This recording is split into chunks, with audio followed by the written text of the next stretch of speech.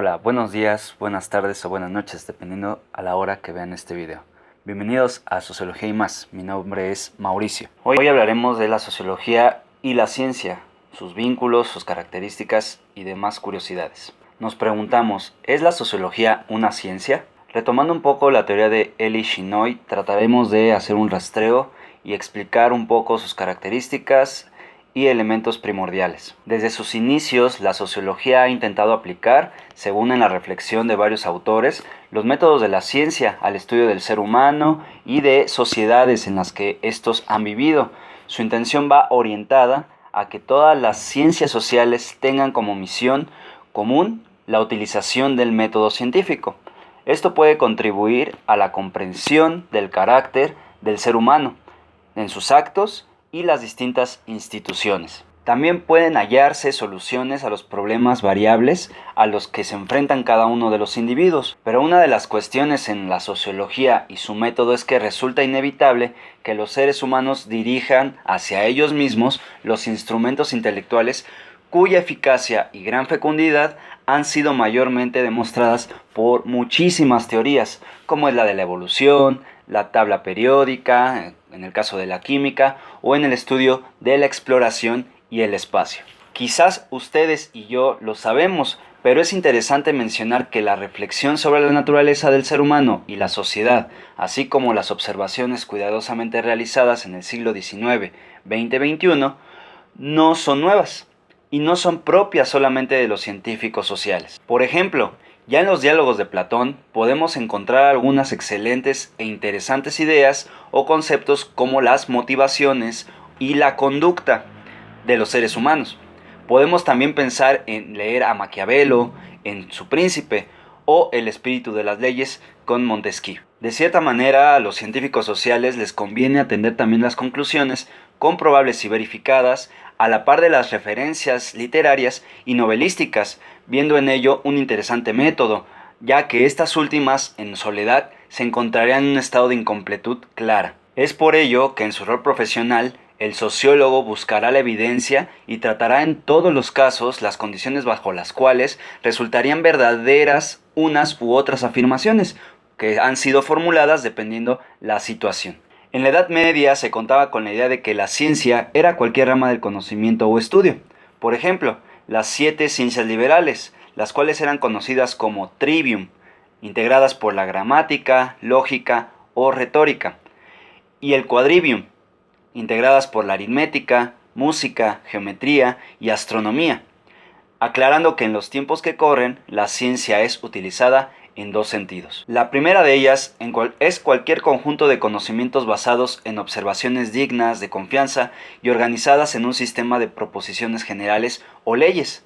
Y en segundo caso, va a ser utilizada para representar los métodos con los cuales se obtiene el conocimiento que ha sido sistemáticamente obtenido y es correcto del mundo real, en oposición a la intuición, a la especulación y a las observaciones más o menos casuales, aunque penetrantes, extraídas de la literatura, la filosofía o la teología. En un nivel más teórico, cualquier enunciado o idea que constituye el cuerpo de conocimiento científico pasan a ser generalizaciones y se va a referir no a hechos o casos aislados, sino a clases o a tipos de fenómenos. En este caso, a la ciencia siempre le van a interesar los modelos que se repiten, que pueden ser observables más de una vez, así como sus atributos o características compartidas, aquellas cosas que tienen en común los hechos, elementos, árboles o personas. Según nos diría Alfred Whitehead, toda ciencia se basa en el supuesto de que hay un orden de la naturaleza que el hombre va a poder descubrir. Vamos a reconocer en la ciencia como un conocimiento y como un método. Supone dos elementos esenciales, el racional y el empírico. Como conocimiento sustantivo, la ciencia va a estar constituida con proposiciones lógicamente vinculadas que deben estar fundadas en la evidencia empírica. Como método, la ciencia destaca la observación, que es segura y objetiva, así como el análisis lógico. A esto nos vamos a referir que si hablamos de las generalizaciones científicas, estas deben ser sometidas directa o indirectamente a la prueba empírica. Y es por ello que mucho del pensamiento social del pasado contiene teorías que tratan de introducir el conocimiento de la época relativo al hombre y a la sociedad dentro de los esquemas lógicos. En este mismo tenor nos vamos a referir que los meros hechos no pueden hablar por ellos mismos, solo cuando están vinculados el uno al otro o con ideas generales pueden ser incorporados a un conjunto de conocimientos científicos. Aquí entraríamos al tema de la objetividad de la ciencia. La principal característica tanto del análisis científico como de la observación va a ser la objetividad.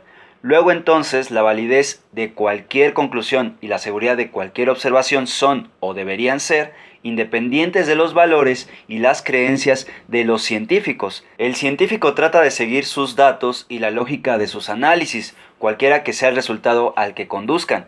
En teoría, evita que sus puntos de vista, su obediencia política, sus creencias religiosas, sus preferencias sociales y sus sentimientos personales influyan en alguna forma sobre sus resultados. Haremos referencia al pensamiento de otro clásico sin profundizar tanto, pero cubriremos el tema tocante a los prejuicios. Francis Bacon diría: el científico y su método, es decir, la ciencia, deben evitar los prejuicios que obstruyen tanto las mentes de los hombres que difícilmente puede la verdad hallar una entrada. El trabajo científico nos lleva a pensar que al buscar la objetividad y la veracidad de la ciencia, se debe excluir las opiniones, los hechos, las relaciones que resultan de ellos, sino deben evitarse también los juicios y las evaluaciones que pueden afectar el pensamiento de los hombres acerca de ellos mismos y de su sociedad. Aquí entraría una dualidad entre el análisis y la valoración. Otro punto importante sería mencionar que la tarea del sociólogo no va a ser juzgar, sino explicar.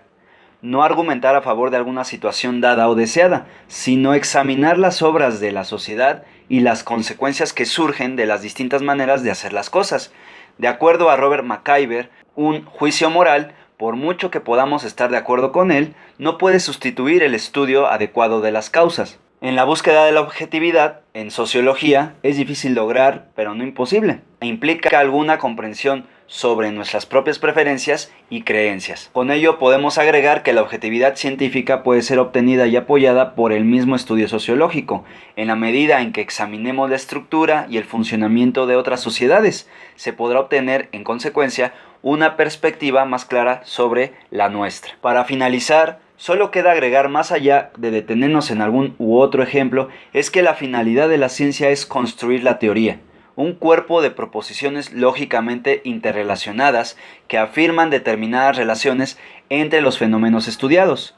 Debemos subrayar el valor práctico de la teoría debido a que el conocimiento abstracto y generalizado sobre la vida social y la conducta humana, a menudo contrastada envidiosamente con el criterio práctico del hombre de negocios. Otra conclusión es que ninguna teoría va a ser definitiva. Es por ello que la sociología no es una vía exclusiva para la comprensión ni niega la validez o la convivencia de otras alternativas, sean estas científicas o no.